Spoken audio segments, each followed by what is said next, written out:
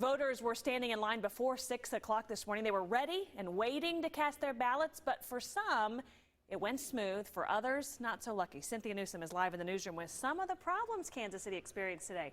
Well, Krista, you know it. Election day is never a walk in the park for election officials, and today was no exception. The problem started when the polls opened. Life is not easy for Hazeline Clay. She's legally blind, and she doesn't complain. She just does what she needs to do.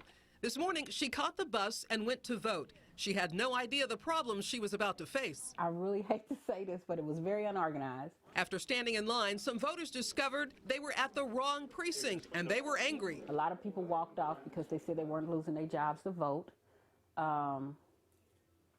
I just couldn't believe it. We recently redistricted, and so some people are going to the wrong polling places. We're having to redirect them there. When you fill out your ballot, stay within the oval circle. Then there was the problem of the machine rejecting some ballots. If the ballot's just not right, it'll spit it back out. We try another way.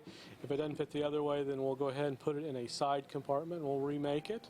And the key thing is that all cast ballots will be counted. But what happened next to Hazeline Clay was a huge disappointment. She was told there was no voting machine for the legally blind, so someone read her the options on the ballot and filled it out for her. And I still don't know really what was actually marked.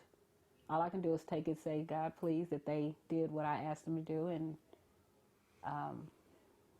that's it. The sad truth is we went to her precinct, and the one electronic voting machine did have the earphones and keypad for blind voters to cast their ballots. And that's sad, but we do go through training. Every time we train our judges, we train on that specifically, and I'm just sorry that that happened. It shouldn't have.